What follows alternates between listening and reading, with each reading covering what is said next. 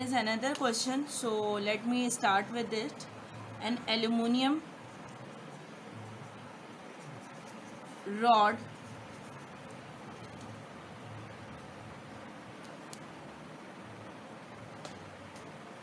is rigidly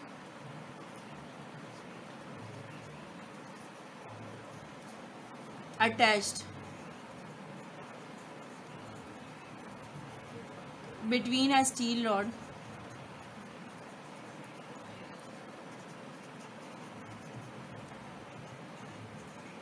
as shown in figure.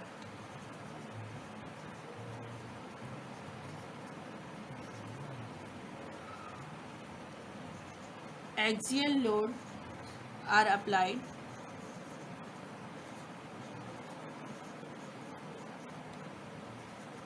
at the positions indicated.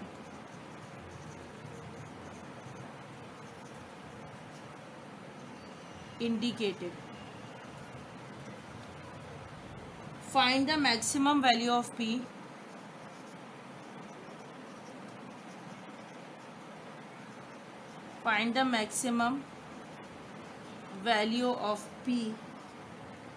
that will not exceed a stress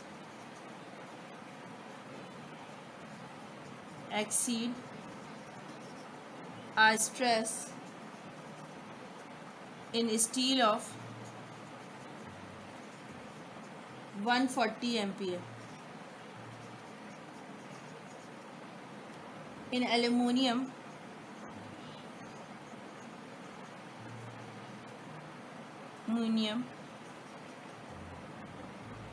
of 90 ampere, or in bronze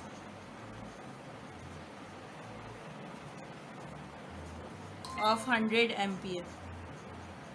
So you can see over here that stresses is given in the question.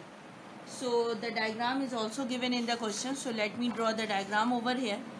So this is the same question. How can we means the category is same, not actually the values are same.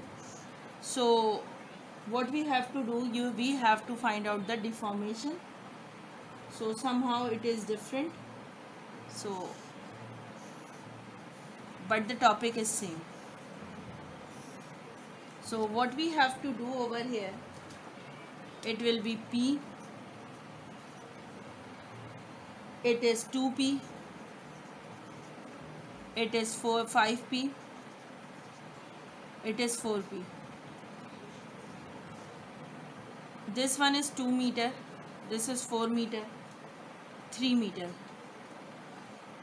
Steel, this one is steel, aluminium,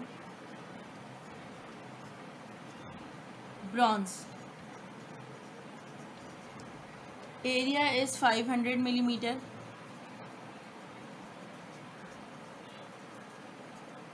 Square. Area equals to 400 millimeter square. 5 area is equals to 200 millimeter square. It is given in the question. So what we have to do, let's start solving this numerical. So first of all we have to cut the sections for this. So the solution is here.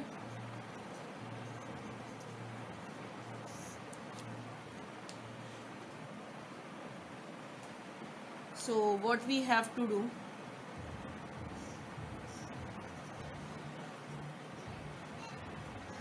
this one is P, obviously we have to balance this portion we have cut, this one is cut, one is cut like this. So what we have to do, we have to calculate for the steel. So how can we do that? P steel, load of steel equals to sigma, this is the stress formula, area of steel. So what we have to do, PST is equals to 140 into 500. So therefore PST is equals to 70,000 Newton. Now I can also write it down. PST is equals to 70 kilonewton. So the next is what we are going to do for the aluminum. This one is aluminum. So what we have to do, we have to show the section over here. So this will be like this. So this is 2p, this one is p. We will balance it, and this is the condition over here. So this will be like this. This is 4p, and this one is what? It is 5p. So how can we balance it? Now this is 4p and this one is 5p. 4p means we have to balance it, it is 1p, and this one is higher as compared to this one, so this one will be 1p. So what we have to do, you can see over here. So I am going to calculate this one. P aluminum is equals to sigma aluminum area of aluminum. So P aluminum is equals to 90 into 400. So it should be in minus. Why is it so? But is it load? It is not deformation, so there is no need to write down minus because we have done brought minus for the deformation. So P aluminum is coming out to be 3600 Newton, and you can also write it down. P aluminum equals to 3.6 kilonewton. Now the next thing is what? We have to calculate another load for the third section. So how can we do that? And it is for the bronze.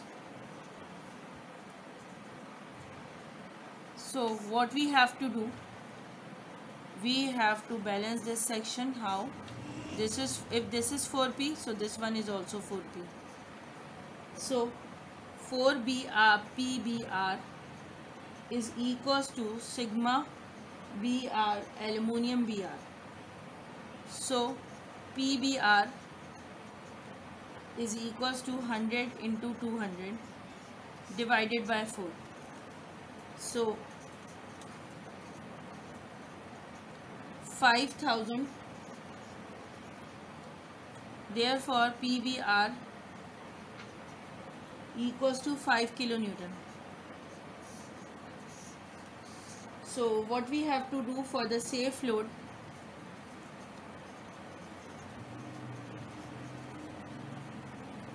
P equals to 3.6 kilonewton. Why is it so? So let's check. So we have to take the least value. I already told you in the last lecture mine.